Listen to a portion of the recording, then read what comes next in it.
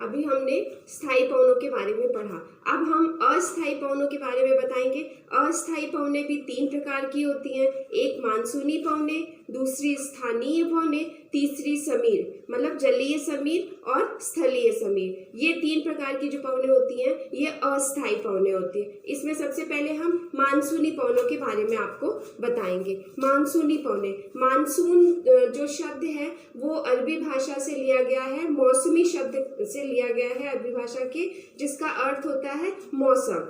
अब आते हैं मानसूनी पवनों के बारे में जानकारी। मानसूनी पवनें जो होती हैं वो वर्ष में 2 बार अपनी दिशाओं को बदलती हैं, यानी कि मानसूनी पवनें वो पवनें हैं जो वर्ष में 2 बार अपनी दिशाओं को बदलती हैं। मानसूनी पवनें जो हैं वो हिंद महासागर के आसपास के क्षेत्रों में चलने वाली हवाओं को हम मानसूनी पवनें कहते हैं। मानसूनी पवनें 2 प्रकार की 2 बार अपनी दिशाओं को बदलती हैं। एक बार जब ये ग्रीष्म ऋतु में जब वो स्थल की तरफ जाती हैं और शीत ऋतु में वापस वो समुद्र की तरफ आती हैं। तो इस तरह मानसूनी पवनें कितने प्रकार की हो गई? 2 प्रकार की मानसूनी पवनें होती हैं। पहली होती है हमारी ग्रीष्म ऋतु की मानसूनी पवनें। ग्रीष्म ऋतु में क्या होता है कि हमारा जो धरातल है सूर्य की गर्मी के कारण गर्मी के मौसम में ये बहुत जल्दी धरातल गर्म हो जाता है। इसकी वजह से क्या होता है कि यहाँ का वायु दाब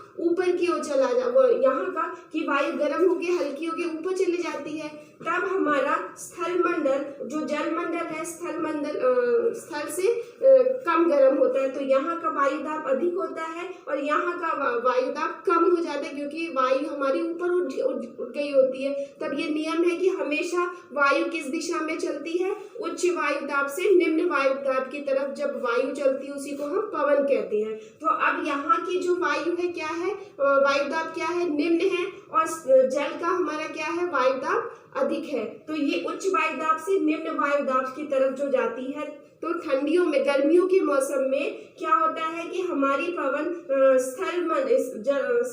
महासागरों से स्थल की ओर जाती है। तो यही जो पवनें जो हमारी महासागर से स्थल की तरफ जाती है इसी को हम क्या कहते हैं? ग्रीष्म ऋतु की पवनें। ये पवनें ये यहाँ से जब समुद्र से स्थल की ओर जाती हैं तो अपने साथ क्या उनकी हवाओं में क्या रहता है? जल वाष्प रहता है, और इसी जल वाष्प से हमारे भारत में मानसून आता है और खूब वर्षा होती है।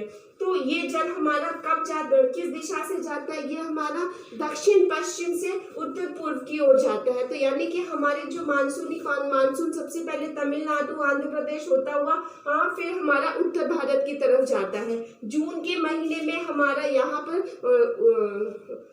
साउथ में यानी दक्षिण भारत में मानसून रहता है, और जुलाई में ये उत्तर भारत की तरफ मानसून चला जाता है। अब आते हैं कि दूसरी वो कौन सी होती है? वो शीत ऋतु वाली, यानी कि सर्दी वाली जो मौसमी होती है। उस समय क्या होता है कि हमारा जिस तरह हमारा जो स्थल होता है बहुत जल्दी गर्म होता है, तो उसी तरह सर्दी के महीनों में हमारा जो स्थल होता है बहुत जल्दी ठंडा भी हो जाता है। तो उस स्थिति में क्या होता है कि इस स्थिति में जब सर्दी का मौसम आता है, ठंड का मौसम आता है, तो हमारा धरातल गर्म ठंडा हो जाता है। तो यहाँ का वायु दाब कैसा होगा? उच्च होगा। उसकी अपेक्षा स्थल की अपेक्षा जल का जो समुद्र का तापमान होता है वो समुद्र का तापमान क्या होता है? कम होता है इसकी अपेक्षा। तो यहाँ से वायु जब यहाँ का तापमान उच्च वायु दाब हो जाएगा क्योंकि यहाँ पर ठंड है, तो यहाँ से जब निम्न वायु दाब की तरफ वायु आएगी तो ये जब शीत ऋतु में उत्तर पूर्व की ओर से वापस ये हवाएं समुद्र की तरफ आती हैं। तो जब वापस ये हवाएं समुद्र की तरफ आती हैं तो इसको हम कहते हैं सर्दियों वाली मानसून पवनें, और ये गर्मियों वाली मानसून। इस तरह 2 प्रकार की हमारी मानसून पवनें होती हैं जो हमारी सर्दियों में हमारे सर्दी के मौसम में क्या होता है? ये स्थल से समुद्र की तरफ आती हैं, और गर्मियों में हमारी समुद्र से स्थल की ओर जाती हैं। इसके बाद हम पढ़ेंगे स्थानीय पवनें और समीर पवनों को पढ़ेंगे।